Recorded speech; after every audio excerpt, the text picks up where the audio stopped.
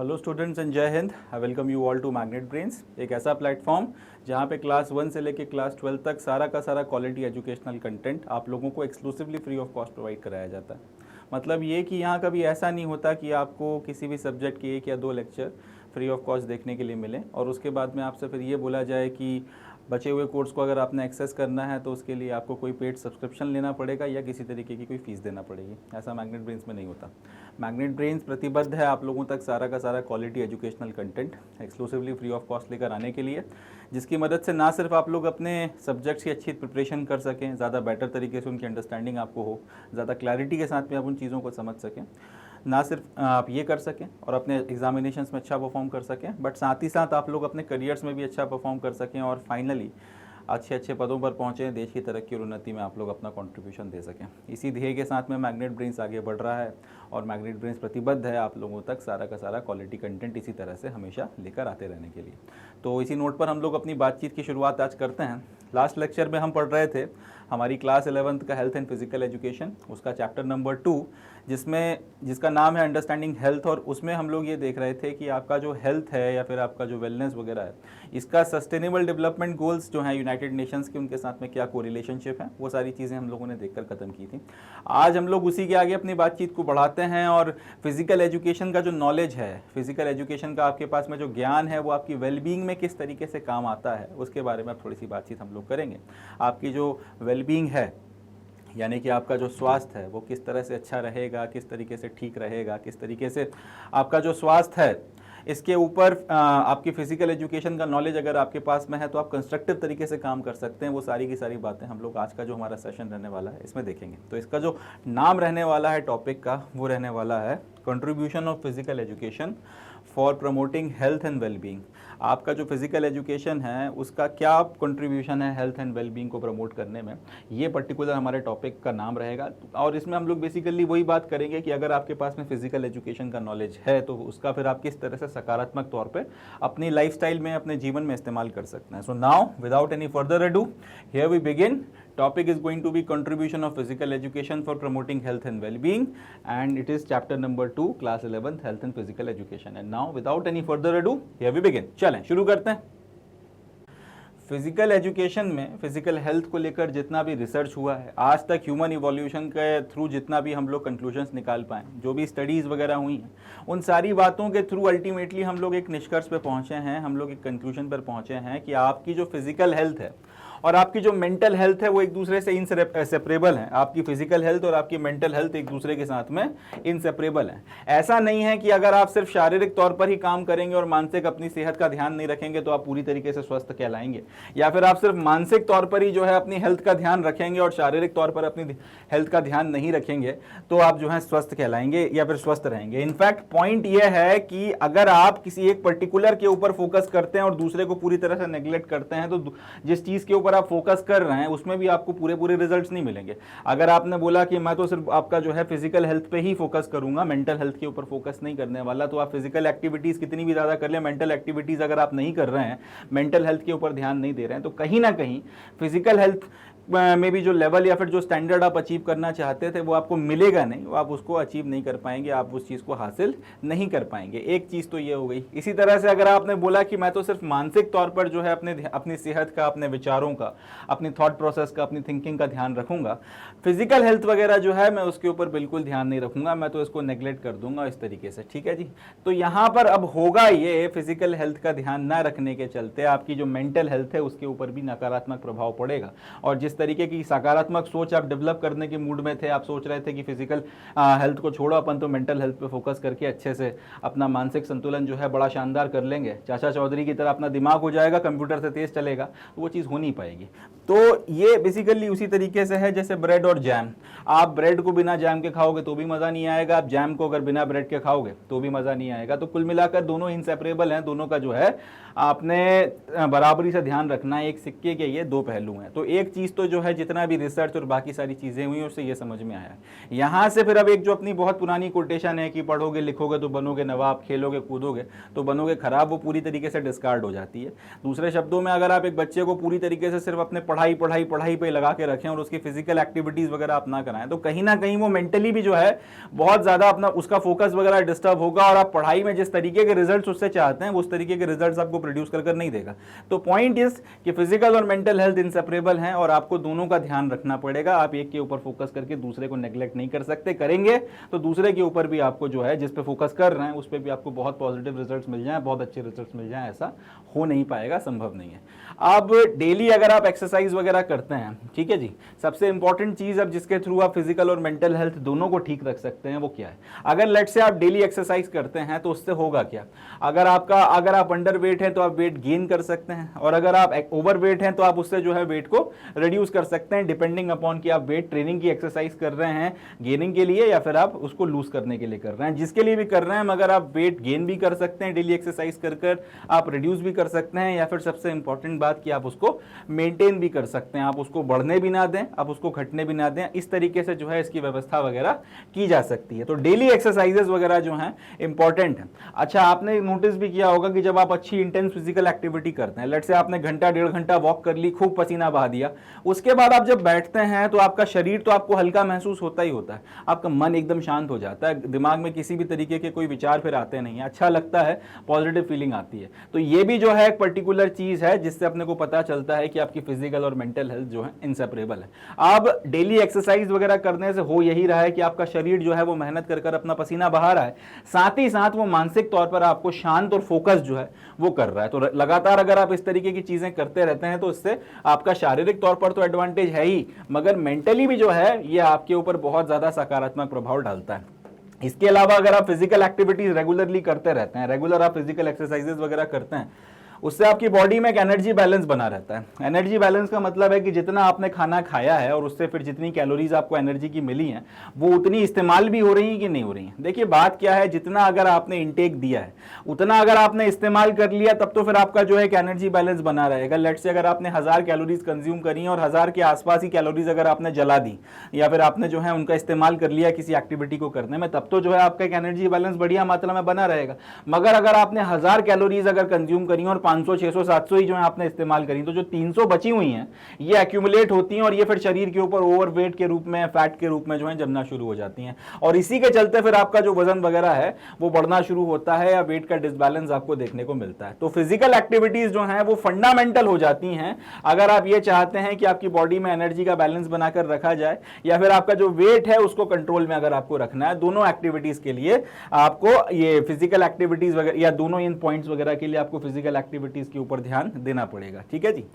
अब these are important lifestyle related health determinants. तो ये चीज अगर आप नहीं करेंगे, आपकी लाइफस्टाइल में अगर इन चीजों को शामिल नहीं करेंगे तो फिर आपकी हेल्थ वगैरह कभी भी जो है पूरी तरीके से अच्छी नहीं रह पाएगी। तो ये आपको पर्टिकुलरली जो है ये चीजें करनी है। पहला तो क्या, डेली एक्सरसाइजेस वगैरह आप करते रहें, वजन वगैरह आपका कंट्रोल में रहेगा और रेगुलर जो है आप फिजिकल एक्टिविटीज करते रहें। फिजिकल एक्टिविटी में हर चीज आ जाती है। अगर आप लिफ्ट की जगह पे लेट से आपको 5 माले जाना है या 5th फ्लोर पर अगर आपको जाना है, आप लिफ्ट की जगह पे अगर सीढ़ियां लेकर जाएंगे, ये फिजिकल एक्टिविटी भी जो है कहीं ना कहीं आपके एनर्जी बैलेंस वगैरह को रखने में मदद कर रही है। वेट कंट्रोल में तो करेगी पर कहीं ना कहीं आपका एनर्जी बैलेंस जो है बनाकर रखेगी। तो रेगुलर एक्सरसाइजेस और लगातार जितनी हो सके उतनी फिजिकल एक्टिविटीज वगैरह इंपॉर्टेंट हो जाती हैं। अब इसका उल्टा सवाल उठता है कि अगर आपने इस चीज को नहीं किया, चलो सकारात्मक प्रभाव तो हम लोगों ने देख लिए, नकारात्मक प्रभाव अगर पड़ेंगे तो किस एक्सटेंट तक पड़ेंगे या किस लिमिट तक पड़ेंगे, थोड़ा सा उसकी बात करते हैं। लेट से आप बहुत low level of physical activities करते हैं, बहुत कम मात्रा में अगर आप फिजिकल एक्टिविटीज वगैरह करते हैं, ज्यादा आप शारीरिक तौर पर जो है श्रम नहीं करते,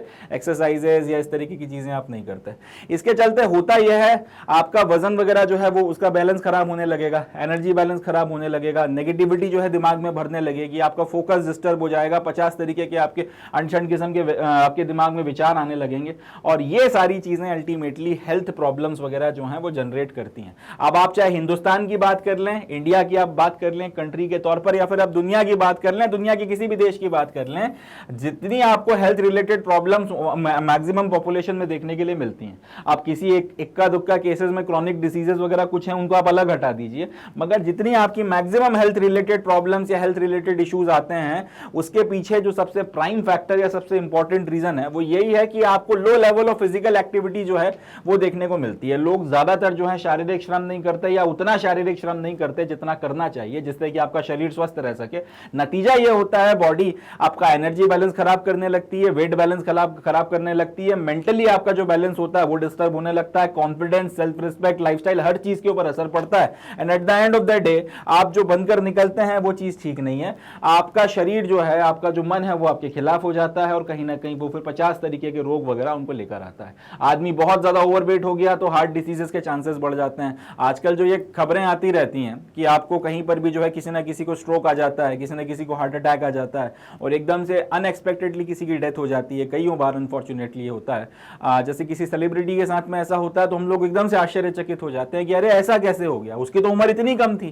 तो वही बात है कि उसकी उम्र कम थी मगर उसकी जो फिजिकल एक्टिविटीज वगैरह उस लेवल की नहीं रही होंगी, तो कहीं ना कहीं उसके चलते दिक्कत हो जाती है। अब कई लोग ये बोलेंगे कि भाई ऐसे सेलिब्रिटीज की भी डेथ की खबरें आती हैं जो फिजिकली तो बड़े फिट थे, उनके साथ फिर ऐसी चीज क्यों हो गई? उसकी वजह है कि कई लोग अपनी बॉडीज के साथ में जो स्टेरॉइड्स और इस तरीके की चीजें देकर अत्याचार करते हैं। एक होता है कि आप फिजिकली जो है किसी चीज अपना जो पूरा मेहनत कर और श्रम वगैरह से अपना शरीर पे बनाओ या फिर उसको जो है डेवलप करो। एक होता है कि आप शॉर्टकट लो, स्टेरॉइड्स वगैरह लो और प्रोटीन और 50 तरीके की चीजें लेकर अपनी बॉडी के साथ में अन्याय करो। कई लोग वो दूसरा शॉर्टकट अपनाते हैं, उसके फिर अपने दूसरे एडवर्स इफेक्ट्स होते हैं और उसके चलते कहीं ना कहीं फिर जो है शरीर एकदम से इस तरीके का रिएक्शन देती है। तो ये चीज भी है साथ ही साथ कि अपने को कोई शॉर्टकट नहीं लेना है, अपने को कोई इस तरीके की चीजें नहीं करनी है जिससे आपको एकदम से शॉर्ट टर्म में जो है फायदा दिखे मगर लॉन्ग टर्म में वो आपको बहुत ज्यादा नुकसान दे जाए। तो ये भी चीज अपने को ध्यान रखने वाली है। तो आज की तारीख में हम लोग ये कह सकते हैं कि लाइफस्टाइल डिसीजेस जो हैं वो जो होते हैं या फिर जो मैक्सिमम लेवल पर आपका जो हेल्थ का इश्यूज क्रिएट होता है लाइफस्टाइल के आपके डिसीजेस के कारण, उसके पीछे की सबसे बड़ी वजह यही है कि फिजिकल एक्टिविटीज वगैरह उतनी मात्रा में नहीं की जा रही जितना मात्रा में की जाना चाहिए। अब यहां से कुल मिला के एक बात क्लियर है कि लंबे वक्त तक अगर आपने फिजिकल इनएक्टिविटी रखी है, बहुत लंबे वक्त तक अगर आप फिजिकली एक्टिव नहीं रहे हैं, तो उसके चलते आपके जो कुछ एसेंशियल बॉडी फंक्शंस हैं उसमें आपको डेट्रियोरेशन देखने के लिए मिलेगा। सबसे कॉमन है, आप हार्ट की बात कर लीजिए। आपने कसम खा ली कि आप शारीरिक तौर पर मेहनत नहीं करेंगे, ठीक है। अब आपके मन में जो आ रहा है वो खा रहे हैं, जब आपका मन हो रहा है तब सो रहे हैं, जब आपका मन हो रहा है तब उठ रहे हैं, कोई ध्यान नहीं दे रहे बॉडी का, कोई ध्यान नहीं दे रहे माइंड का, जैसा आ रहा है बस चल रहे हैं। अंग्रेजी में बड़ा अच्छा एक वो आपका एक लाइन आती है, गोइंग विद द फ्लो या गो विद द फ्लो। तो आप फ्लो के साथ में जाए जा रहे हैं। अब एक दिन अब इसके चलते होगा ये कि वजन बढ़ता जाएगा बढ़ता जाएगा बढ़ता जाएगा बढ़ता जाएगा। अल्टीमेटली ये सारा का सारा वेट जब एक्यूमुलेट होता चला जाएगा, इसके कारण आपका जो दिल है उससे अब ज्यादा मात्रा में जो है हार्ट ब्लड वगैरह पंप करना पड़ रहा है आपकी पूरी बॉडी के फंक्शंस को मेंटेन करने के लिए। अब उसकी इतनी कैपेबिलिटी या क्षमता नहीं है, उसके ऊपर लोड पड़ना शुरू होगा, उस पर स्ट्रेस आना शुरू होगा। स्ट्रेस आते आते आते आते आते आते अगर आप नहीं सुधरे तो फिर एक दिन आपका दिल बिगड़ जाएगा। अल्टीमेटली होगा ये कि आपको कोई किसी दिन बहुत सीवियर किस्म का हार्ट अटैक आ जाएगा। एकदम से नहीं होता, वक्त लगता है, मगर हाँ एज के साथ में इस तरीके की चीज़ें होने लगती हैं, इस तरीके की चीज़ें आपके साथ में हो जाती हैं। कई बार इंसान जो है कोलैप्स कर जाता है उसके चलते, कई बार अगर हार्ट फेल हो गया तो बहुत बड़ा इशू बन जाता है। तो ये तो खैर एक बहुत एक्सट्रीम एग्जांपल है, मगर आप एसेंशियल आपके जो बॉडी फंक्शंस है कहीं ना कहीं उनके ऊपर असर आपको देखने के लिए मिलने लगता है। आपका शरीर जो है जिस तरीके से काम कर सकता है, जिस लेवल पर जाकर काम कर सकता है, उस लेवल पर जाकर उसमें आपको फिजिकल एक्टिविटी देखने के लिए नहीं मिलती है। कि ये बहुत क्लियर बात है कि बहुत आपका रेलेवेंट बात है। A 20-30% increase risk in all cause mortality was seen in people with insufficient physical activity as compared to those who were involved in at least 150 minutes of moderate or intensity physical activity each week. WHO 2010। तो world health organisation की भी अपनी जो reports आती रहती हैं time time पर, उसमें भी ये बात जो अभी तक हम लोगों ने डिस्कस करी कहीं ना कहीं ये साबित होती है। 2010 में अब जैसे WHO की रिपोर्ट आई थी तो उन्होंने यही बात बोली कि वो भाई लोग अपने सारे के सारे जो फिजिकल एक्टिविटी नहीं करते या फिर उतनी फिजिकल एक्टिविटी नहीं करते जितना करनी चाहिए, जिनकी फिजिकल एक्टिविटी इनसफिशिएंट है, उनमें कहीं ना कहीं 20 से 30% आपको रिस्क जो है वो ज्यादा दिखता है ऑल कॉज मोर्टेलिटी का। ऑल कॉज मोर्टेलिटी मतलब हर वो चीज जिसके कारण आपकी मृत्यु हो सकती है, हर वो फैक्टर जिसके कारण आप मृत्यु के करीब जा सकते हैं, आपकी डेथ हो सकती है, उन फैक्टर्स के अगर आप कंसिडरेशन में लें तो हर वो भाई, हर वो बंदा जो फिजिकल एक्टिविटी में इन्वॉल्व ही नहीं है या फिर फिजिकल इनएक्टिविटी वगैरह में इन्वॉल्व है, बहुत ज्यादा मात्रा में वो शारीरिक तौर पर एक्टिव नहीं रहता, उसमें इस तरीके के डिसीजेस के चलते मौत होने की संभावना 20 से 30% बढ़ जाती है इन कंपेयर टू उन लोगों के जो आपका हर हफ्ते कम से कम 150 मिनट तक कोई मॉडरेट या कोई इंटेंसिटी वाली फिजिकल एक्टिविटी करते हैं। अगर आप रोज रोज वॉक पर भी जा रहे हो और अपना पसीना वगैरह बहा रहे हो तो कहीं ना कहीं आप जो है सेकंड कैटेगरी में आ जाओगे। मगर आप कुछ करते ही नहीं हो, बैठे बैठे आप अगर चिप्स विप्स खा रहे हो और बस टीवी देख रहे हो, फोन चला रहे हो, इस तरीके की चीजें तो और अगर आपको एनर्जी की कमी लगी तो फिर आपने कोई एनर्जी ड्रिंक पी लिया और उसके बाद आप एकदम से जो है हीमैन बन के आ गए, थोड़ी देर काम किया, जैसी एनर्जी ड्रिंक का असर कम हुआ फिर आपकी फिजिकल इनएक्टिविटी या बॉडी का जो इनर्जिया होता है वो आप पे हावी हो गया। इस तरीके की चीजें चल रही हैं तो कहीं ना कहीं आप पहली कैटेगरी में आ जाओगे। तो वर्ल्ड हेल्थ ऑर्गेनाइजेशन में भी बात निकल कर आती है कि हर वो आदमी जो फिजिकली इतना एक्टिव नहीं है, इनएक्टिविटीज वगैरह शो करता है, शारीरिक तौर पर श्रम नहीं करता, मरने के चांसेस 20 से 30% भैया तुम्हारे ज्यादा हैं कंपेयर टू उन लोगों के जो लगातार अपने शरीर से मेहनत करवाए चले जा रहे हैं। ये मैं नहीं कह रहा, ये वर्ल्ड हेल्थ ऑर्गेनाइजेशन की 2010 की रिपोर्ट कह रही है। चलें आगे बढ़ते हैं। आप फिजिकल एक्टिविटी वगैरह आप कर रहे हो तो उससे अपने को इतना तो समझ में आ गया कि आप शारीरिक तौर पर स्वस्थ महसूस करोगे, शारीरिक तौर पर अच्छा महसूस करोगे, शारीरिक तौर पर बढ़िया महसूस करोगे और आपकी बॉडी वगैरह जो है उसमें आपकी कई सारी चीज़ों के जो रिस्क फैक्टर हैं वो कम हो जाएंगे। इसके अलावा और भी कुछ एडिशनल बेनिफिट्स वगैरह हैं, थोड़ा सा उस पर भी बात हम लोग कर लेते हैं। फिजिकल एक्टिविटी के चलते आपका जो बॉडी है या तो उसके जो ऑर्गन्स वगैरह हैं उसकी फंक्शनिंग वगैरह का मेंटेनेंस होता रहता है या फिर उनकी फंक्शनिंग वगैरह में इंप्रूवमेंट आपको देखने के लिए मिलता है। इसको थोड़ा सा डिस्कस करते हैं। जैसे लेट से अगर आप रोज 5 किलोमीटर चलते हो तो 5 किलोमीटर अगर आप रेगुलर चल रहे हो तो इसके चलते आपकी बॉडी जो है एक सर्टेन तरीके का मेटाबॉलिज्म अडॉप्ट कर लेगी, एक सर्टेन तरीके का आपका एनर्जी बैलेंस जो है वो बना रहेगा और अकॉर्डिंगली आपके फंक्शंस आपकी पूरी बॉडी के ऊपर वो जो 5 किलोमीटर चलने का प्रभाव है वो आपको मेंटेन रहेगा, दिखता रहेगा। अब अगर लेट से आपने थोड़ा करके आप अपना जो है बढ़ाते जाते हो 5 से, अगर आप 5 किलोमीटर ही बना के रखते हो लेट से रोज चलने की अपनी हैबिट, तो आपकी बॉडी की जो फंक्शनिंग है वो एक सर्टेन लेवल पर, एक सर्टेन आपका कह सकते हैं स्टेट पर या बनी रहेगी। मगर अगर आप वक्त के साथ में बीच में जो है 5 को बढ़ा के 10 कर देते हो, 5 को बढ़ा के 8 कर देते हो, इस तरीके की चीजें करते हो तो कहीं ना कहीं वो जो फंक्शनिंग वगैरह हो रही थी ऑर्गन्स वगैरह की उसमें आपको इंप्रूवमेंट देखने के लिए मिलता है, उसमें आपको ज़्यादा बेहतरी देखने के लिए मिलती है। जैसे लेट से आपका स्टेमिना वगैरह इंक्रीज हो जाता है। लेट से आप रनिंग पर जाते हैं, रोज़ आप ऑन एन एवरेज जो है 5 किलोमीटर के करीब लेट से दौड़ते हैं। अब आपने ये डिसाइड कर रखा है कि हफ्ते में कोई भी एक दिन और वीकेंड्स पे आपका सैटरडे संडे भाई 5 की जगह 15 दौड़ूंगा, तो आप लेट से बुधवार को जो है 5 की जगह आपका शरीर तो 5 के लिए तैयार था, आपने उसे 15 दौड़ा दिया। अब होगा ये कि वो एकदम से उसका जो एनर्जी लेवल है वो बहुत ज़्यादा आपको बढ़ा हुआ दिखेगा, आपको ऑल टुगेदर जो है अपने आप में एक ज़बरदस्त बदलाव समझ में आएगा। इसी तरीके से अगर आपने सैटरडे संडे को भी 5 की जगह 15 दौड़ गए तो अब आपका स्टेमिना जो है वो एक अलग ही लेवल को शूट आउट कर जाएगा, यानी कि आपकी जो बॉडी फंक्शंस हैं उनकी फंक्शनिंग वगैरह जो है और ज़्यादा इंप्रूव हो जाएगी। एक 5 किलोमीटर के रोज़ के हिसाब से उन्होंने अपने आप को सेटअप करके रखा हुआ है, आपने 5 की जगह 15 तक पुश कर दिया तो कहीं ना कहीं उसका असर आपको जो है आपकी इनहैंस फंक्शनिंग में देखने को मिलेगा। उस दिन आपको समझ में आएगा कि आपका एनर्जी का लेवल कुछ और ही जा रहा है। कई लोग इनफैक्ट ये समझते हैं कि इतना चलोगे तो थक जाओगे ना, आपकी तो बॉडी की आप एफिशिएंसी वगैरह को पुश कर आप एफिशिएंसी तक जा रहे हो या फिर उसकी जो है लिमिट आप एग्जॉस्ट कर रहे हो, ऐसा नहीं होता। फिजिकल एक्टिविटीज वगैरह के बाद में जो भी 10-15 मिनट 20 मिनट आप एग्जॉस्ट होते हो वो रेस्ट लेने के बाद में आपको अपनी एनर्जी का जो लेवल है वो अलग समझ में आता है। शरीर में एक अलग तरीके का हल्कापन महसूस होता है, एक अलग तरीके की जो है आपको अपने अंदर एनर्जी महसूस होती है, एक अलग तरीके की पॉजिटिविटी महसूस होती है। तो फिजिकल एक्टिविटी वगैरह आप जितने करते चले जाओगे या तो आपकी ऑर्गन्स की जो फंक्शनिंग है वो मेंटेन रहेगी, उसकी मेंटेनेंस अच्छी होती रहेगी, या फिर उसमें आपको एक इंप्रूवमेंट वगैरह देखने के लिए मिलेगा। It provides essential stimuli for most of the organs of human body in order to develop and maintain their structures and functions of life. तो जितना आप एक्सरसाइज वगैरह करते चले जाओगे आपके शरीर के हर एक हिस्से में वो सारी एक्टिविटीज वगैरह जो उसको करनी है, अपना स्ट्रक्चर जो मेंटेन कर रखना है और जिंदगी को चलाने के लिए जो फंक्शंस वगैरह करना है ज्यादा इफेक्टिवली आप कर सकोगे, ये चीज जो है आपको देखने के लिए मिलती है।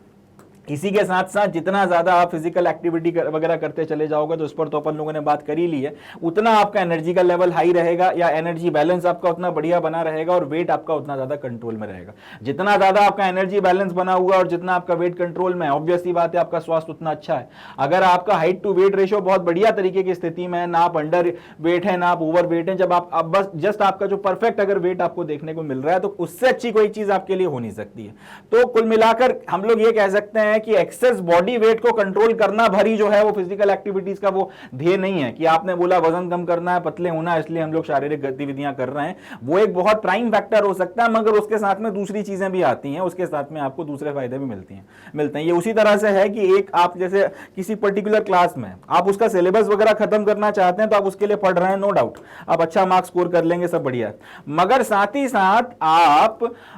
जो नॉलेज गेन करेंगे वो जिंदगी भर आपके साथ रहेगा, वो काबिलियत आपके साथ रहेगी। तो एडिशनल बेनिफिट्स होते हैं। वजन कम करना एक ऑब्वियसली प्राइम रिक्वायरमेंट हो सकता है, वेट मेंटेन करना एक प्राइम रिक्वायरमेंट हो सकता है, बट कहीं ना कहीं एनर्जी बैलेंस आपका जो ठीक हो रहा है, मन शांत होने के साथ साथ जो एक पॉजिटिव हो जाता है, सकारात्मक हो जाता है, कॉन्फिडेंस लेवल बढ़ जाता है। आप बोलते हो कि यार 5 की जगह आज लेट्स पुश अवर लिमिट्स 15 तक जाऊंगा। अब दिमाग रेजिस्ट कर रहा है, मगर आप इच्छा शक्ति लगा के लगे हुए कि नहीं 5 किलोमीटर नहीं, आज तो 15 दौड़ना है। एक बार जब आपने वो 15 टच कर लिया, उसके बाद में आपको अपना देखने का नजरिया बदल जाता है। आपका जो सबकॉन्शियस माइंड था, जो आपको रेजिस्ट कर रहा था, रोक रहा था, कहीं ना कहीं वो आपका गुलाम हो जाएगा, वो आपके कंट्रोल में आएगा। आगे आप इस तरीके के चैलेंजेस लाइफ में किसी दूसरी चीज को लेकर आएंगे कि आपको इतना ज्यादा पुश करना है, तो दिमाग ये नहीं बोलेगा कि नहीं कर सकते, दिमाग जो है साथ देगा। आपका वो कॉन्फिडेंस है कि मैं तो कर लूंगा यार, मैंने तो 5 की जगह 15 या 25 तक अपने आप को पुश कर रखा है, वो कर गया तो ये भी कर जाऊंगा। ये इस तरीके की जो पॉजिटिविटी है, एक माइंडसेट में जो अच्छा एक आपको सकारात्मक बदलाव है फिजिकल एक्टिविटीज के चलते, वो देखने के लिए मिलता है। तो सिर्फ आप ये नहीं बोल सकते कि एक्सेस बॉडी वेट कंट्रोल करना है, वही उसका एक बेनिफिट है। ये एक ऑब्वियस सी बात है, बहुत इंपॉर्टेंट बेनिफिट है। फिटनेस आती ही आती है अगर आप फिजिकल एक्सरसाइज वगैरह करते रहो, मगर इसके मेंटल फायदे भी जो है बहुत सारे होते हैं और आपको इसका बहुत अच्छा एक एडवांटेज वगैरह जो है देखने के लिए मिलता है। इसके अलावा आप रेगुलर एक्सरसाइजेस करते रहेंगे तो कार्डियोवास्कुलर डिसीजेस वगैरह जो है उसके खतरे आपको कम हो जाएंगे, स्ट्रोक्स वगैरह के चांसेस और ये सारी की सारी चीजें जो हैं। इसके अलावा आपका डायबिटीज वगैरह ना होने के चांसेस हो जाते हैं, डायबिटीज वगैरह होने के चांसेस जो हैं वो थोड़े से कम हो जाते हैं। इसका एक बहुत बड़ी वजह यह है, कई लोग ये समझते हैं कि डायबिटीज जो है वो होती है अगर आपकी जो ईटिंग हैबिट्स वगैरह ठीक नहीं है। ये ऑब्वियसली एक फैक्टर है, मगर डायबिटीज होने के पीछे एक बहुत बड़ा रीजन है स्ट्रेस। कई लोग इस चीज को समझते नहीं, उनको लगता है कि हम खूब मीठा खाते हैं तो ये, और वो एक भ्रांति बनी हुई है, उसके चलते हमें डायबिटीज हो गई है। डायबिटीज होने की एक बहुत बड़ी वजह, अगर आपकी वो डायबिटीज हेरिडिटरी नहीं है, तो डायबिटीज होने की एक बहुत बड़ी वजह जो है वो आती है स्ट्रेस में। और स्ट्रेस जो है आज की फिजिकल एक्टिविटी आपकी जो लाइफ वगैरह है उसका पार्ट बन गया। अगर आप रेगुलर फिजिकल एक्टिविटी वगैरह करते रहते हो तो उसके चलते आपका दिमाग क्योंकि लगातार आपका फ्रेशन अप होता रहता है, आपको कभी स्ट्रेस नहीं होता, या फिर स्ट्रेस वगैरह अगर है तो वो वैनिश हो जाता है, आपका सारा स्ट्रेस जो है पसीने के साथ में निकल जाता है। फायदा ये होता है स्ट्रेस अगर नहीं जमेगा तो उसके चलते ये जो डायबिटीज का इशू है वो होना बंद हो जाएगा। अगर डायबिटीज वगैरह हो सकती है तो वो नहीं होगी, या फिर डायबिटीज के अगर सिम्टम्स वगैरह बन रहे हैं तो कहीं ना कहीं बॉडी उनको ओवरकम कर जाएगी। ब्लड प्रेशर के इश्यूज नहीं बनते, कैंसर वगैरह जैसी चीजें जो हैं वो आपके आसपास भी नहीं भटकती हैं। बहुत से आपको इसके जो एडवांटेजेस वगैरह हैं वो देखने के लिए मिलते हैं। तो ये सारी चीजें वगैरह भी जो हैं एडिशनली आपको दिखाई देती हैं। इसके अलावा आपका जो इस कोलेस्ट्रॉल वगैरह का लेवल है, या फिर जिसको हम लोग कहते हैं हाई डेंसिटी लिपोप्रोटीन कोलेस्ट्रॉल, जिसके चलते आपके ब्लॉकेजेस वगैरह आपको देखने को मिलते हैं आर्टरीज वगैरह में, हार्ट के आसपास, वो चीज नहीं होती। ब्लड में जो ग्लूकोज का लेवल है वो कंट्रोल में आता है, और उसी के चलते डायबिटीज वगैरह जो है वो ना होने की संभावना बढ़ती है। इसके साथ साथ आपका क्या कह सकते हैं, आपका इसके अलावा ये भी है कि अगर आपका लेट से आप थोड़ा सा ओवरवेट है, लेट्स से आप थोड़ा सा ओवरवेट हैं, खान पान पे उतना ध्यान नहीं देते, मगर आप रेगुलर एक्सरसाइज वगैरह कर रहे हैं, तो उसके चलते जो है आपका जो ब्लड में जो ग्लूकोज वगैरह जा रहा है वो कंट्रोल में रहेगा, और फिर उसके चलते भी जो है आपका नॉर्मल कंडीशन में भी ये बात लागू होती है, मगर उस कंडीशन में जो भी है उसमें भी जो है डायबिटीज वगैरह होने के चांसेस वगैरह कम होते हैं। तो बहुत सारे आपको मतलब जो है एडवांटेजेस देखने के लिए मिलते हैं, शारीरिक तौर पर, मानसिक तौर पर, आपका जो एक सोचने का तरीका है अवचेतन लेवल पर, उसके लेवल पर हर जगह आपको ये एडवांटेज वगैरह जो है देखने के लिए मिलते हैं, और कहीं ना कहीं ये बहुत ज्यादा बेनिफिशियल है, ये बहुत ज्यादा प्रॉफिटेबल है। चलें आगे बढ़ते हैं। तो कुल मिला के अभी तक का जितना अपना डिस्कशन हुआ है उससे इतना तो समझ में हमको क्लियर आ गया है कि फिजिकल एक्टिविटी भैया बहुत इंपॉर्टेंट है, शारीरिक तौर पर भी और मानसिक तौर पर भी। अगर आप स्वस्थ रहना चाहते हैं उसके लिए आपको फिजिकल एक्टिविटी वगैरह जो है उसमें पार्टिसिपेट करना ही पड़ेगा, करना ही होगा। अब ऐसा भी नहीं है कि आप हर एक किसी भी एज ग्रुप में हो तो सबके लिए सेम मात्रा में फिजिकल एक्टिविटी की रिक्वायरमेंट होती है। जैसे जैसे आपका शरीर ग्रो करता है, एक एज तक शरीर जब तक पूरी तरह से डेवलप नहीं हुआ होता तब तक उसकी अपनी कुछ लिमिटेशंस होती हैं। फिर आपकी एक एडल्ट लाइफ आती है जिसमें आपका शरीर जो है वो अपने प्राइम पर होता है, तब उसकी अलग लिमिट्स होती हैं। और उसके बाद फिर जब बुढ़ापा आता है और डिक्लाइन की तरफ जाने लगता है तब अपनी शरीर की जो है कुछ लिमिट्स वगैरह होती हैं या एफिशिएंसी वगैरह कम होना शुरू होती है। तो आप जिस एज ग्रुप में आते हो अकॉर्डिंगली उसके अनुसार वर्ल्ड हेल्थ ऑर्गेनाइजेशन ने और अलग अलग जो दूसरी आपकी ऑर्गेनाइजेशन हैं उन्होंने कुछ पैरामीटर्स वगैरह डिसाइड किए हैं फिजिकल एक्टिविटी के, जो आपसे एक्सपेक्टेड हैं कि इतना आपको करना चाहिए। अगर आप इतना करेंगे तो उसका आपको फायदा मिलेगा और आप कंपैरेटिवली आपके जो आप ही के एज ग्रुप के जो दूसरे लोग हैं उनकी अपेक्षा ज़्यादा स्वस्थ रह पाएंगे। तो अब हम लोग वर्ल्ड हेल्थ ऑर्गेनाइजेशन ने जो आपके डिफरेंट एज ग्रुप्स हैं उसको लेकर किस तरीके के रिकमेंडेशंस दिए हैं थोड़ा सा उसके बारे में बात करते हैं। तो अगर आप चिल्ड्रंस की बात कर लें या एडोलेसेंट्स की बात कर लें जिनकी उम्र 5 से 17 साल के बीच में है, 5 साल से लेकर 17 साल तक के बच्चे हो गए और एडोलेसेंट आपके जो हैं वो बच्चे हो गए, इन लोगों के लिए वर्ल्ड हेल्थ ऑर्गेनाइजेशन ये बोलती है कि at least 60 minutes of from moderate to vigorous intensity physical activity daily, यानी कि रोज कम से कम 60 मिनट आपका मॉडरेट यानी कि थोड़ा बहुत जिसमें आपको शारीरिक तौर पर श्रम करना पड़ रहा हो, उससे लेके विगरस इंटेंसिटी यानी कि जिसमें जमकर या भयंकर आपको शारीरिक श्रम करना पड़ रहा हो, उस लेवल के बीच में रेंज करती हुई अगर आप फिजिकल एक्टिविटी करते हैं तो वो आपके लिए काफी ज्यादा फायदेमंद होगी। आगे physical activity for more than 60 minutes daily will provide additional health benefits, यानी कि अगर 60 मिनट तक की vigorous to high intensity physical workout या एक्टिविटीज आप करते हो तो उसका तो फायदा आपको मिलना ही मिलना है। अगर आप 60 मिनट से ज्यादा इस चीज को खींचते हो, 60 मिनट से ज्यादा अगर आप इसको लेकर जाते हो तो फिर आपको एडिशनल हेल्थ बेनिफिट्स होते हुए समझ में आते हैं।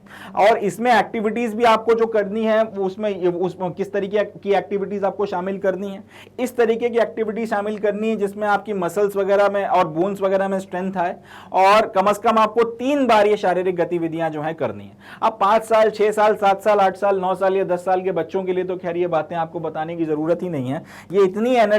एनर्जेटिक होते हैं, इधर से उधर खेलते कूदते रहते हैं, उछलते कूदते रहते हैं, तो उनकी तो अपनी फिजिकल एक्टिविटीज होती रहती हैं। 14 15 16 के आसपास आते आते जैसे बच्चा 11 12 में आता है, पढ़ाई का स्ट्रेस और बाकी सारी चीजें होने लगती हैं, तब हाँ उन बच्चों के लिए ये बात जो है खास तौर पे ध्यान देने वाली है कि भाई कम से कम 3 बार जो है अगर खेलने कूदने से नाटा आपका टूट गया है, आप अपने कॉम्पिटिटिव एग्जामिनेशंस की तैयारी में लगे हो, बोर्ड्स के लिए पढ़ रहे हो, कमरों में बंद हो, तो ये नहीं है कि फिर 12 महीने कमरों में ही बंद रह के अपने को अपना कमरों के अंदर ही जो है अपने आप को बंद रहना है, क्योंकि अगर ऐसा किया तो आप दुबले पतले अंदर घुसोगे और सूमो के रूप में बाहर निकलोगे। और ऐसा नहीं कि सूमो के रूप में बाहर निकलोगे तो बहुत अच्छी बात है, साथ में 50 बीमारियां लेके निकलोगे। तो इसलिए कम से कम हफ्ते में 3 बार एटलीस्ट आपको फिजिकल एक्टिविटीज कम से कम करनी ही करनी है। अब वो कहां से कहां जा सकती हैं, या तो आप देखिए रोज 60 मिनट विगरस टू मॉडरेट आपका मॉडरेट टू इंटेंस जो है moderate to vigorously intense physical activities वगैरह करें, उसका फायदा आपको देखने को मिलेगा। नहीं तो 60 मिनट से ज्यादा एक्टिविटीज करें मगर कम से कम 3 बार जो है हफ्ते में 1 बार अपने 3 बार जो है अपने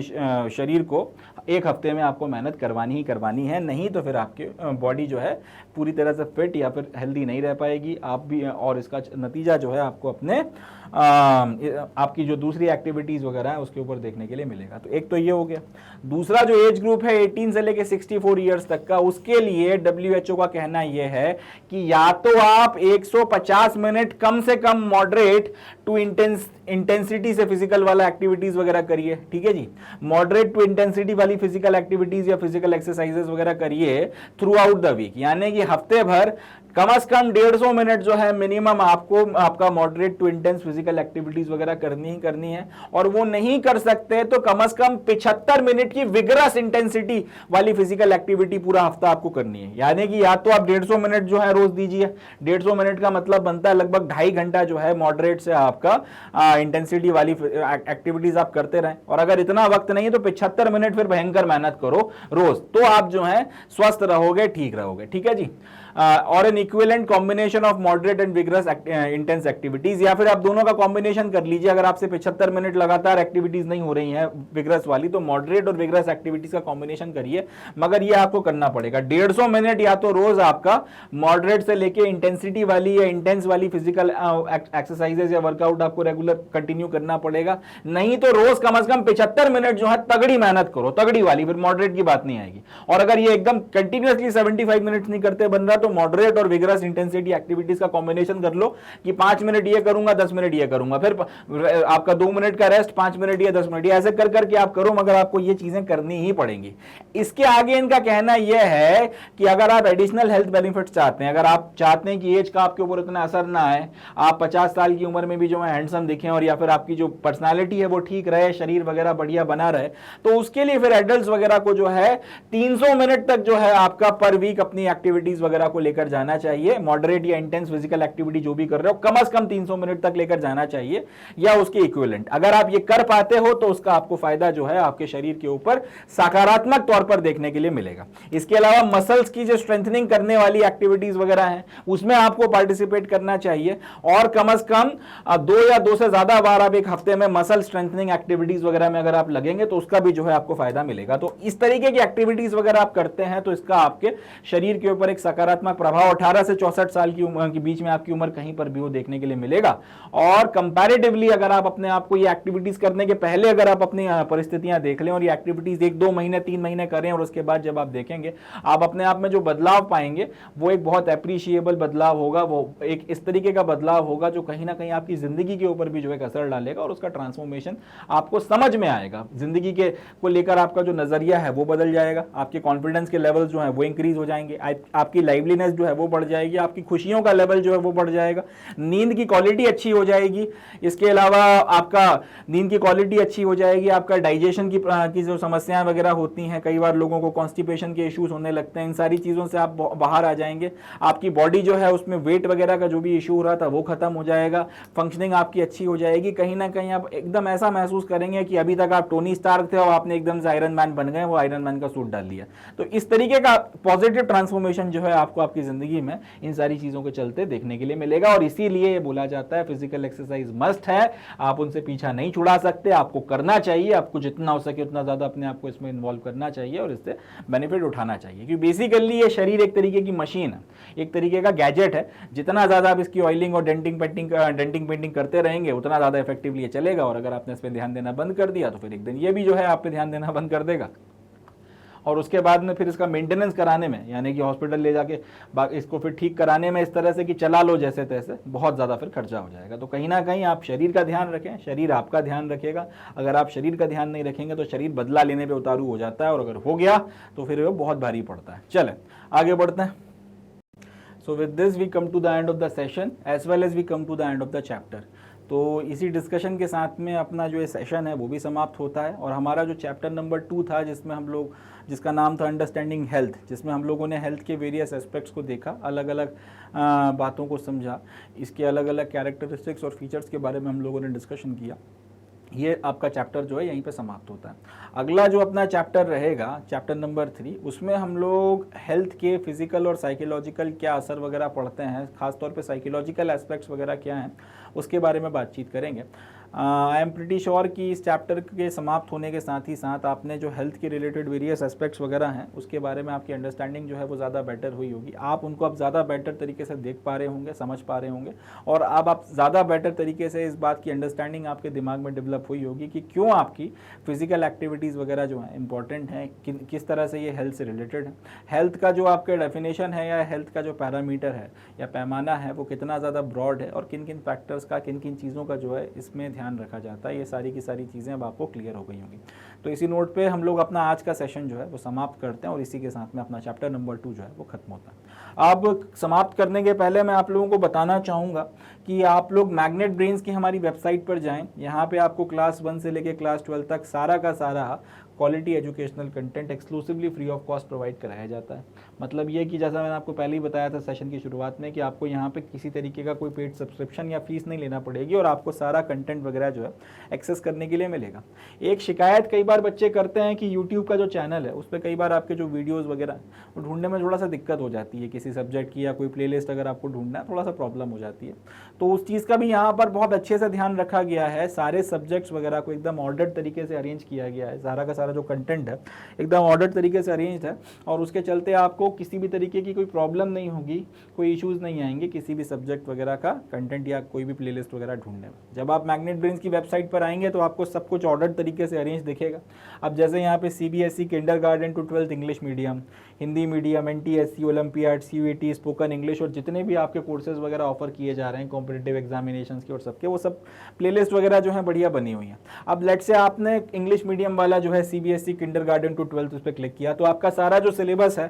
क्लास 1 से लेकर क्लास 12 तक, NCERT, एग्जाम्पलार, एक्स्ट्रा लर्निंग, किंडरगार्टन सब निकल कर आ जाएगा। अब इसमें आपको जो भी क्लास का कंटेंट पढ़ना है आप उस पर क्लिक करिए। लेट से आपने क्लास 11 पे क्लिक किया तो फिर क्लास 11 का सारा कंटेंट वगैरह जो है आप लोगों के सामने निकल के आने लगेगा। साइंस के सब्जेक्ट, ह्यूमैनिटीज के सब्जेक्ट और बाकी जो भी आपके कॉमर्स के सब्जेक्ट और इस तरीके के जितने भी कोर्सेज हैं वो सब आपके सामने आने लगेंगे। अब इसमें आप उन सब्जेक्ट के ऊपर क्लिक करेंगे जो भी आपको पढ़ना है तो फिर उसका सारा कंटेंट आपके सामने निकल कर आ जाएगा। जैसे आपने हेल्थ एंड फिजिकल एजुकेशन पे अगर क्लिक किया तो आपके सामने सिलेबस का ओवरव्यू, चैप्टर और उसके जितने भी हैं और हर एक चैप्टर में जितने लेक्चर्स हैं वो सब आपके सामने आने लगेगा और अल्टीमेटली फिर आप इस पे क्लिक कर इन्हें एक्सेस कर सकते हैं और फिर वही बात, जितना चाहें उतना पढ़ सकते हैं, जितने सब्जेक्ट्स चाहें उतने पढ़ सकते हैं, जितना चाहें उतना नॉलेज गेन कर सकते हैं, ज्ञान का जितना चाहें उतना उत्सर्जन आप जो है कर सकते हैं, जितना चाहें उतना एक्यूमुलेशन कर सकते हैं। ज्ञान से बड़ा कोई हथियार नहीं होता, ज्ञान से बड़ी कोई ताकत नहीं होती, नॉलेज से बड़ा कोई वेपन नहीं होता, कोई एम्पावरमेंट नहीं होता। तो